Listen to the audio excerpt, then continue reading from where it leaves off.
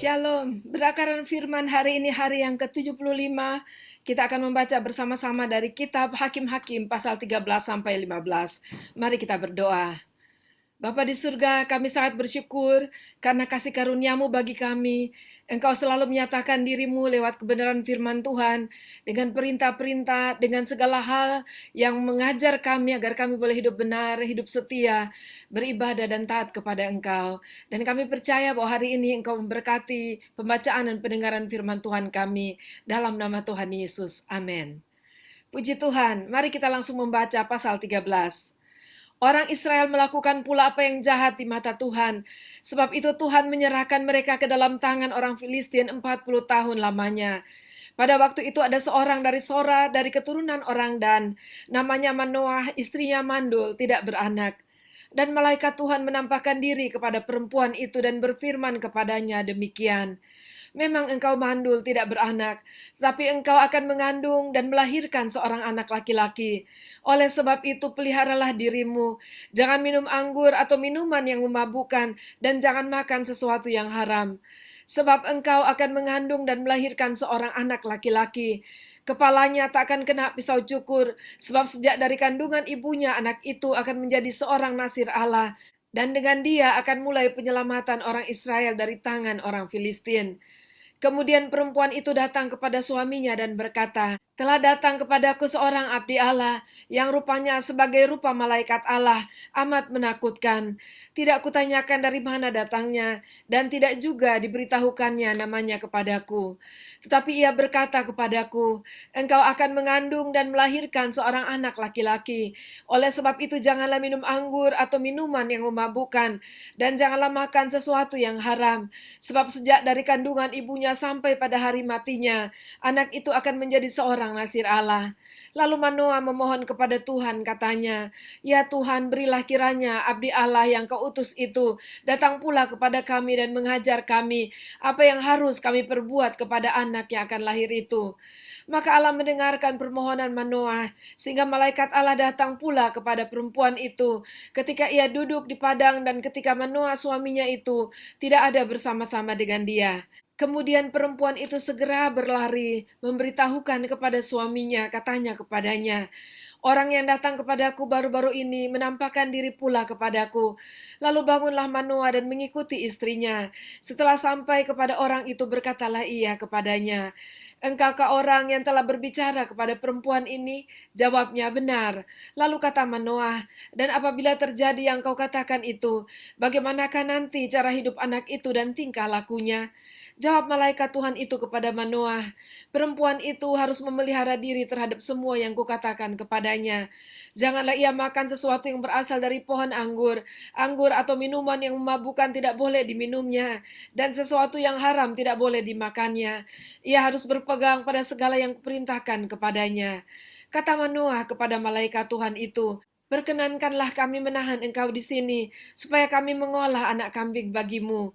Tetapi jawab malaikat Tuhan itu kepada Manoah, sekalipun engkau menahan aku di sini, hidanganmu itu tidak akan kumakan. Tetapi jika engkau hendak mengolahnya menjadi korban bakaran, persembahkanlah itu kepada Tuhan, sebab Manoah tidak mengetahui bahwa dia itu malaikat Tuhan.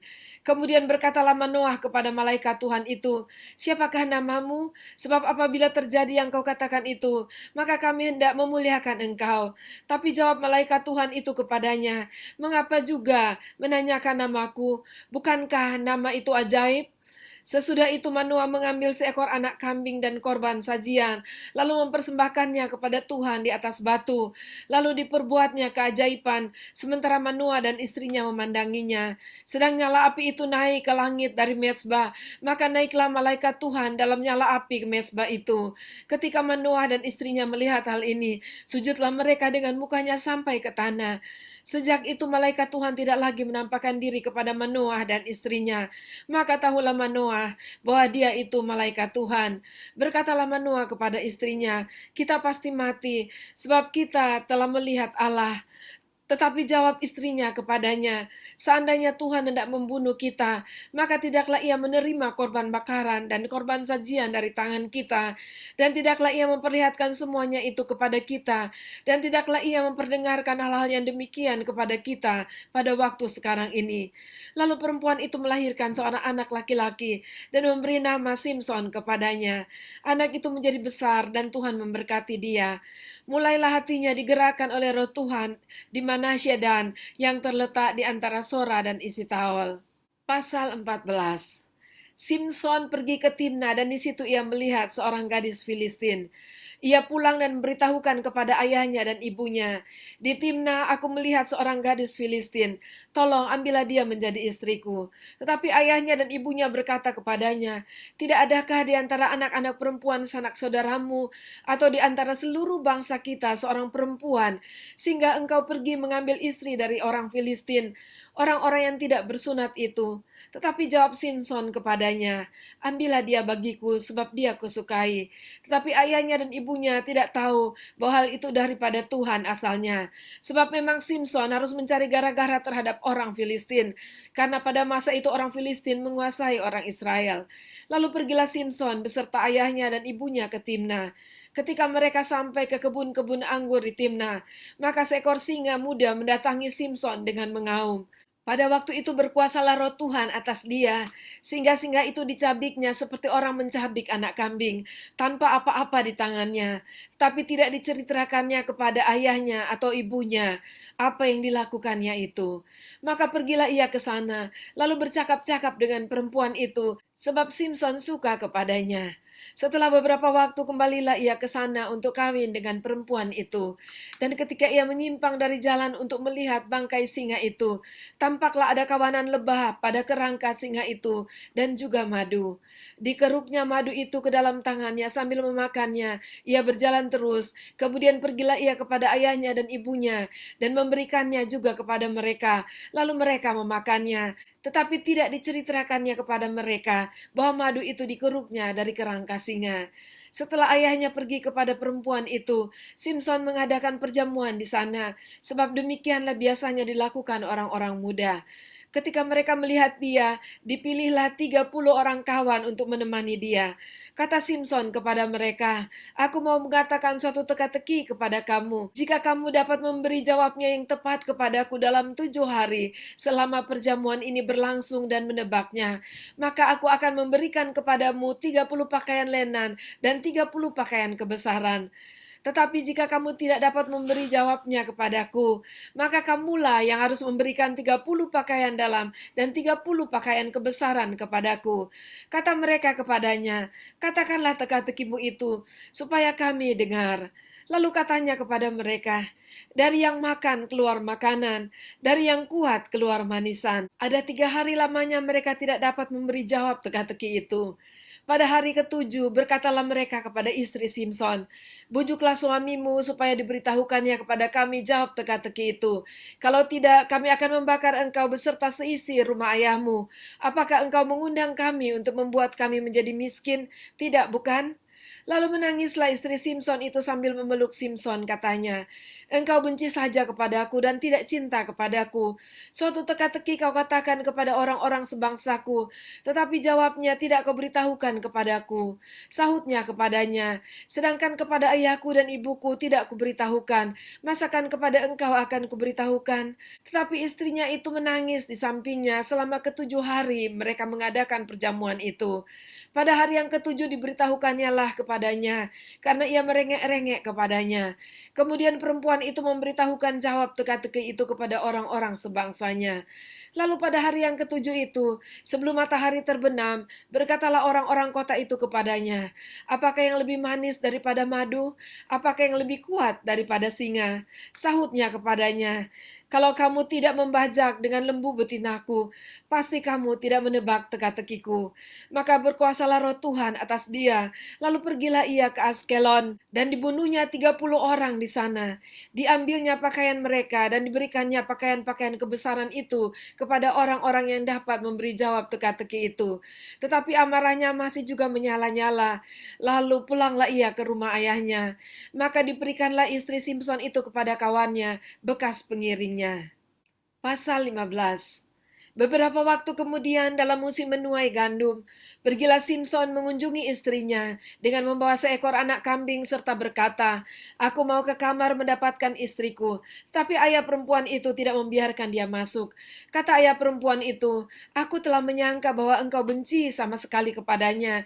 Sebab itu aku memberikannya kepada kawanmu. Bukankah adiknya lebih cantik daripadanya? Baiklah kau ambil itu bagimu sebagai gantinya." Lalu kata Simson kepadanya, "Sekali ini aku tidak bersalah terhadap orang Filistin apabila aku mendatangkan celaka kepada mereka." Maka pergilah Simson, ditangkapnya 300 anjing hutan, diambilnya obor, diikatnya ekor dengan ekor, dan ditaruhnya sebuah obor di antara tiap-tiap 2 ekor. Kemudian dinyalakanlah obor itu dan dilepaskannya anjing-anjing hutan itu ke gandum yang belum dituai, kepunyaan orang Filistin. Sehingga terbakarlah tumpukan-tumpukan gandum dan gandum yang belum dituai dan kebun-kebun pohon zaitun. Berkatalah orang Filistin, "Siapakah yang melakukan ini?" Orang menjawab, "Simson, menantu orang Timna itu. Sebab orang itu telah mengambil istri Simson dan memberikannya kepada kawannya." Kemudian pergilah orang Filistin ke sana dan membakar perempuan itu beserta ayahnya. Lalu berkatalah Simson kepada mereka, "Jika kamu berbuat demikian, sesungguhnya aku tak akan berhenti sebelum aku membalaskannya kepada kamu." Dan dengan pukulan yang hebat, ia meremukkan tulang-tulang mereka. Lalu pergilah ia dan tinggal dalam gua di bukit Batu Etam. Lalu majulah orang Filistin dan berkemah di daerah Yehuda, serta memencar ke Lehi. Berkatalah orang-orang Yehuda, "Mengapa kamu maju menyerang kami?" Lalu jawab mereka, "Kami maju untuk mengikat Simson dan memperlakukan dia seperti dia memperlakukan kami." Kemudian turunlah 3.000 orang dari suku Yehuda ke gua di gunung Batu Etam dan berkata kepada Simson, "Tidakkah kau ketahui bahwa orang Filistin berkuasa atas kita? Apakah juga yang telah kau perbuat terhadap kami?" Tapi jawabnya kepada mereka, "Seperti mereka memperlakukan aku, demikianlah aku memperlakukan mereka." Kata mereka kepadanya, "Kami datang ke sini untuk mengikat dan menyerahkan engkau ke dalam tangan orang Filistin." Tetapi jawab Simson kepada mereka, "Bersumpahlah kepadaku bahwa kamu sendiri tidak akan menyerang aku." Lalu kata mereka kepadanya, "Tidak, kami hanya mau mengikat engkau dan menyerahkan engkau ke dalam tangan mereka, tetapi membunuh engkau kami tidak mau." Maka mereka mengikat dia dengan 2 tali baru dan membawa dia dari bukit batu itu. Setelah ia sampai ke Lehi dan orang-orang Filistin mendatangi dia dengan bersorak-sorak, maka berkuasalah roh Tuhan atas dia, dan tali-tali pada tangannya menjadi seperti batang rami yang telah habis dimakan api, dan segala pengikatnya hancur tanggal dari tangannya. Kemudian ia menemui sebuah tulang rahang keledai yang masih baru. Diulurkannya tangannya, dipungutnya, dan dipukulnya mati 1.000 orang dengan tulang itu. Berkatalah Simson, "Dengan rahang keledai bangsa keledai itu kuhajar, dengan rahang keledai 1.000 orang kupukul."